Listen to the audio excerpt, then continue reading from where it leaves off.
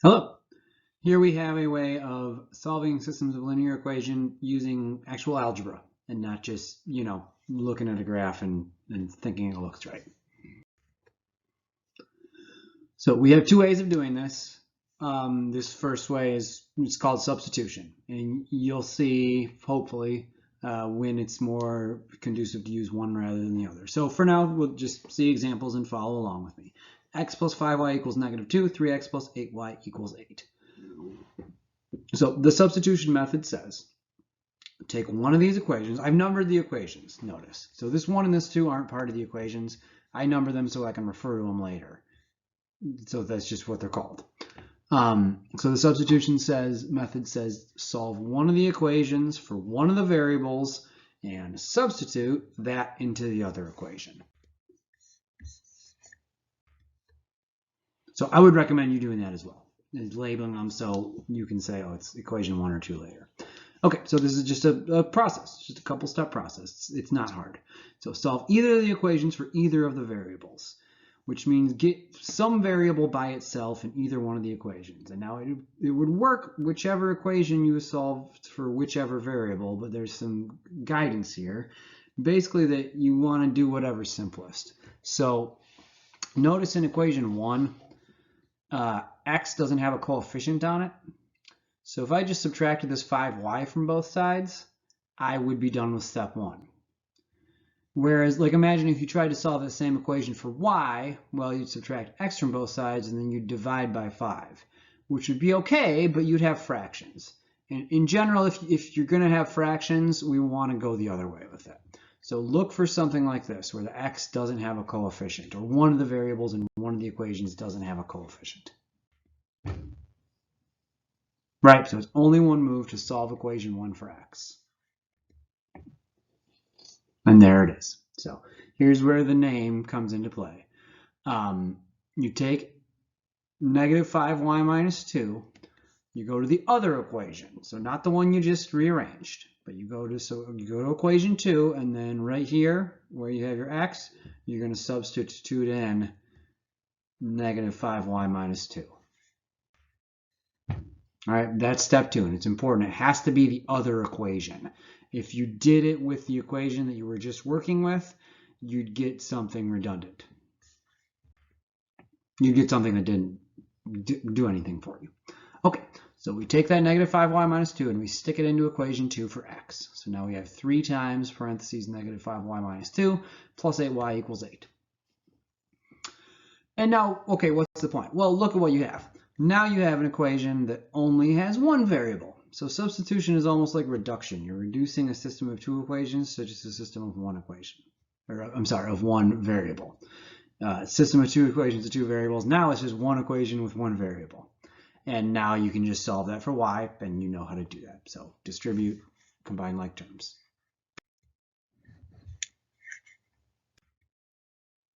All right, so that's step 3. Solve. Now you have a linear equation that only has 1 variable. Solve it.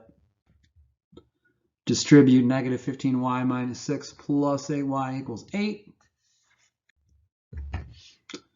In one move, I did the -15y plus the 8y, and then I also added 6 to both sides. So we have -7y equals 14, and y equals -2. Okay, so we're not done. Solving a system involves, you need both the x and the y. So however you do it, the very last step here is pretty much always the same. Take y equals -2, and now you can stick that into either equation you want to find x. So in this case, I mean, you always want to go with what you think is going to be easier, but there's really no preference, I don't think, in this problem for one over the other. So I guess I used equation 1. So you take y equals -2. I stuck that in equation 1. So you have x plus 5 times -2 equals -2, and then just figure out what x is. There you go. X equals 8. Okay, so that's it. That's the solution. It's 8, 2. So remember, we write these as ordered pairs sometimes. And then I encourage you to go back and check that in both of these. You can almost mentally check it. We have 8 plus 5 times -2 equals -2. Yeah. and we have 3 times 8, 24 plus 8 times negative 2, negative 16 equals 8. Yeah, that works. So you can always check these, and then you always know, on a test or something if you're right. Okay, another one. So if you're comfortable with that, pause the video and try this one. See if you get an answer that works and makes sense. But once again, work smart. So step 1 is to solve one of the equations for one of the variables. This one doesn't have a coefficient in front of y. So it's pretty easy to solve equation 2 for y. If you did it any other way, you'd get fractions, which again would work, but we're trying to do it the easiest way possible. Okay, so that's easy. 2 turns into negative 6 minus 3x. Now, since we used 2 for that, we have to use 1 for the next step. So take your negative 6 minus 3x, substitute it into equation 1 for y.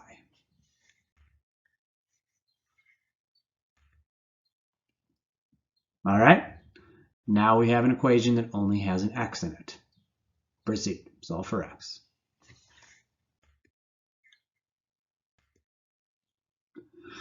Okay, distribute, so 2x minus 24 minus 12x equals 11, then just like terms. That's what you get. 11 plus 24 is 35. And 35 divided by negative 10 is the same as negative 7 halves. And I would just leave it like that. You could write it as negative 3.5, but that's fine. Okay, so now the answer was a fraction, but like we didn't have to deal with fractions anywhere in the problem. So the substitution method worked well. Okay, and then again, you can stick it into either equation now, but I mean, if you look at this first equation, there's a 2x, and you're substituting negative 7 halves for x. So if you do 2 times negative 7 halves, you just get negative 7, which is nice. So look for stuff like that. Okay, so this is just me indicating that I used equation 1. So 2 times negative 7 halves plus 4y equals 11. Right now, this equation only has a y in it, so you can solve it. Negative 2 plus 4y equals 11. I'm sorry, negative 7. What's written is right. Negative 7 plus 4y equals 11. So 4y equals 18. And y is 18 fourths. Remember, you always want to reduce fractions, so that's 9 halves. All right, and then you could, so on a test or something, if you wrote x equals negative 7 halves, y equals 9 halves, I would not mark that wrong. That's fine. We write them as ordered pairs because it's concise, and it's like indicative of the fact that this is a point on a graph where 2 lines intersect. Yep, and then go ahead and plug those. So the answers were fractions, but it's still not that bad to plug those numbers back into the original equation.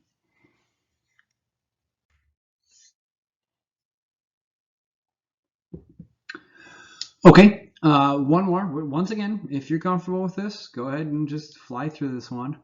X plus 5y equals 10, negative 3x minus 15y equals 5. In my experience, students are good at these. I don't know why, you just are. So let's see, let's solve equation 1 for x. So we have x is 10 minus 5y. Plug that into equation 2. I'm going a little faster now, so it's going to be negative 3 times 10 minus 5y minus 15y equals 5. Like that, solve it for y. Negative 30 plus 15y minus 15y equals 5. And now kind of stop for a second and be like, wait a minute, this doesn't seem right. And that's true. Something bad is about to happen. Not bad. So obviously that's not true. 0 does not equal 35. So you got like negative 30 plus 0 equals 5, or negative 30 equals 5, or whatever. Wherever you get to, either way in this step, you get a contradiction. And remember what happens in math. If we start with the problem and we get a contradiction, that just means that there's no solution. So like the very idea of asking the question in the first place was not valid. And now try and remember visually why this happened. visually, the solution to one of these things is the point where two lines intersect on the plane. Well, if the two lines never intersect, what could it possibly be? The only possibility is that they are parallel, and they are. If you were to either graph the original two lines together, solve them for y or whatever, you would get lines that have the same slope. Two lines that have the same slope can never intersect. So you don't have to explain all that. If you get an answer like this on the test, you just say no solution. Right, and I don't have an example like this, but remember from last time we did one where we got a solution that wasn't a contradiction, but it was trivial, like, 3 equals 3 or something. So what that means is that's one of those infinitely many solutions cases. So like, it's going to be the same thing as we talked about last time, and you're going to express the answer in the same exact way. Just know that if you get something that's a contradiction, it's no solution. If you get something that's an identity, then it's infinitely many solutions. And you have to remember how to write that using set notation. So we did that in the last lecture. Oh yeah, let's do a story problem. So this is a good thing to know. Here's what equilibrium price is. You don't have to know what equilibrium price is ultimately, but that's just what we're using for this problem. So it's for a product is the price at which supply equals demand. In other words, if I, crank out 50 units of whatever I'm selling, people will buy them all. And that's good. So here's a problem. The number of sodas S that a street vendor is willing to sell each day is given by S equals 200p plus 800, where p is the price he charges. And this must have just been figured out through, some market research. The number of sodas that individuals are willing to purchase each day is S equals negative 600p plus 2400, right? Where p is the same thing, it's the price. So if the price goes up too much, people will buy less. That's basically it. It looks like, okay, if the price is 0, then 2,400 people will buy a can of soda that day. Seems like probably more, but whatever. If the price is $1, then okay, this is negative 600 plus 2,400, which is 1,800. So 1,800 people will buy a soda. But, he has limitations on how much he's willing to sell or can have with him or whatever each day. So we want to get a graph of this phenomenon, which is going to involve like messing with our window a little bit, and we want to find this thing. We want to find the equilibrium price. We want to find the optimal price to pay so that he sells exactly as much as people are willing to buy.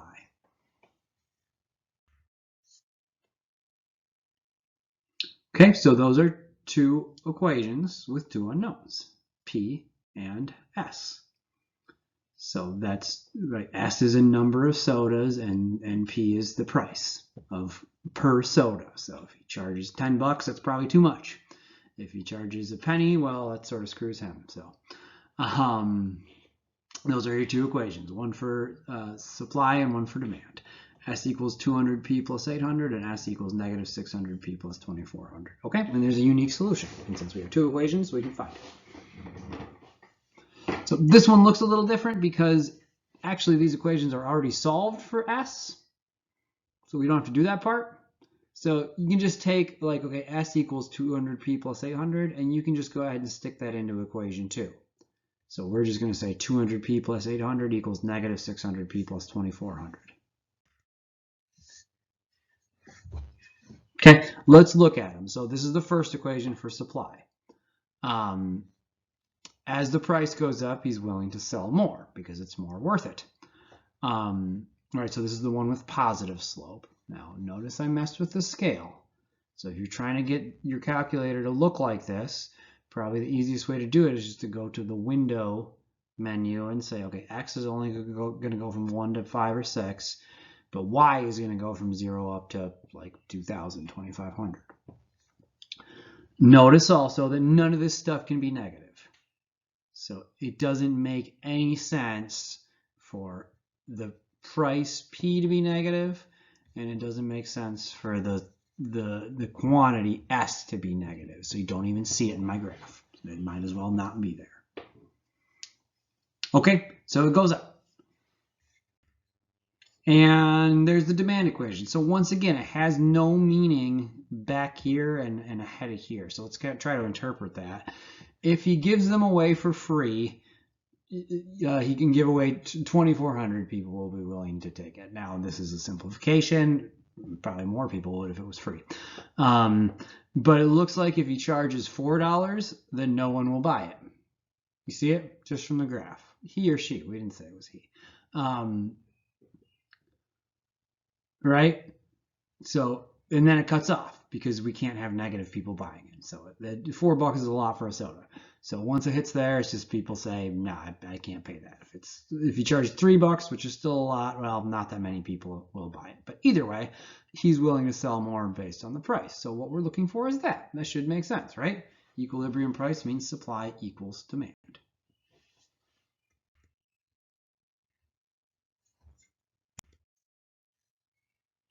All right, so you can just look at the graph and say, if my graph is accurate, it sure looks like P equals 2, and then if these are 100s, that should equal 1,200. So if we were solving it graphically, we'd say that looks right and be done, but let's solve it algebraically to make sure like this, because now we know how.